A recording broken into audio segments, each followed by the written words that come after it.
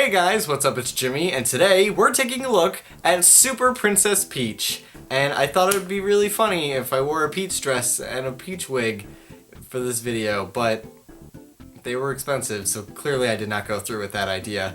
Let's go! It's video time! I'm getting like worse at these intros. Long ago in the distant past of who gives a shit, Nintendo released Super Mario Bros. 2 on the NES, and it featured 4 playable characters: Mario, Luigi, Toad, and last but not least, Princess Peach. This was the first time that both Toad and Princess Peach were playable characters in a Mario game, and people were really psyched about that. I mean, I wasn't alive at that point, but I'm just gonna assume you guys thought it was pretty cool. But for many years to follow, Princess Peach was relegated back to her old position as the damsel in distress. Sure, sometimes she'd hold a tennis racket and put her hair in a ponytail, but fucking whatever, I could do that too. People really wanted to play as the princess again, so Miyamoto was like, hey guys, wanna make a Peach game? And everyone at Nintendo was like, sure, okay. And thus, Super Princess Peach just kinda happened. Remember that? Nobody ever talks about it, so I get the feeling that you don't. It had this really intense commercial with a bunch of little girls dressed as Peach going through army training in it, and damn, these girls could kill a guy twice. Also, remember when the DS's slogan was "touching is good"? Just wanted to point that out, you know, look back on it.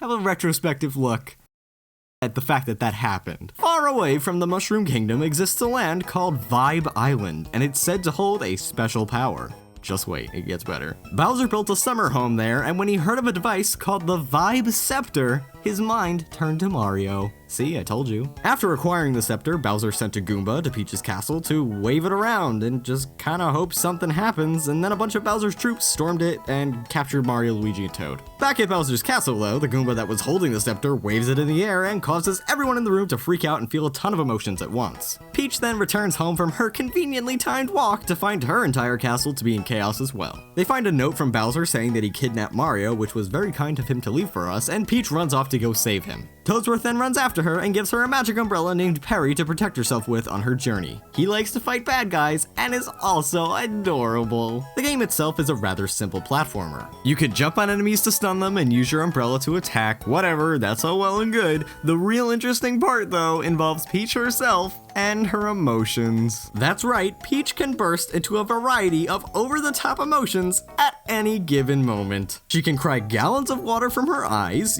burst into flames in anger, and do this. Great! It was definitely a unique choice to have that be Peach's powers. I mean, I personally wouldn't have decided that they'd be, well, that, but you can use Peach's emotions to do things like water plants or kill bats that are blocking your way with fire. Because, you know, bats hate fire. A lot of the time though, you'll be using them to find secret rooms and areas hiding boxes with toads inside of them. There's also a few boss battles too. The boss fights usually require you to use a specific emotion to defeat them. Some are pretty clear and some are just kinda not good. One thing that is very consistent though is that Peach is adorable. Look at her, she can float around and run around and hit stuff and spin, and when you rescue a Toad at the end of a level they hold hands. It's so cute! I love me some cute things, and let me tell you, this game is indeed a cute thing. Actually, Peach is not the only cute thing in the game.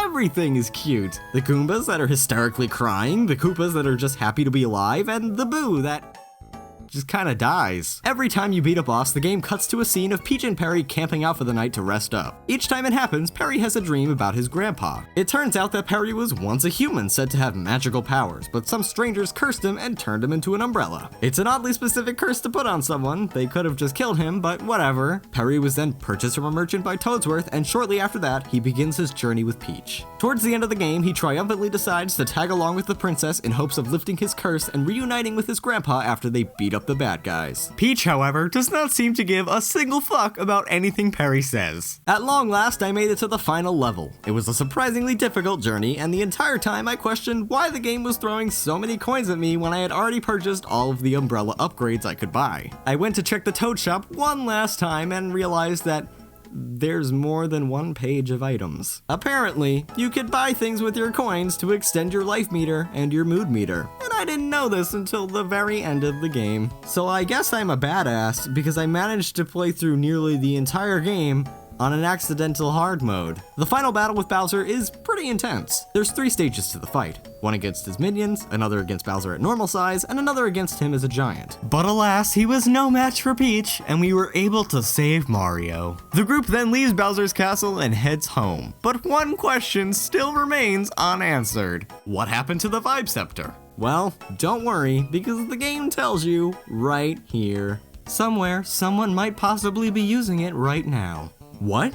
Your mom's been laughing happily a lot? Maybe, just maybe, the Vibe Scepter is hidden away in your house somewhere. This entire game was an elaborate build-up to a dildo joke. Anyway guys, thanks so much for watching this video. If you liked it, hit that like button, and if you're new, you should totally subscribe. That way you can see my new videos when they go up. If you want to watch more videos right now though, click the links on screen. Those ones are pretty funny. Follow me on Twitter to keep up with all my nonsense, and I'll see you guys next time with more videos.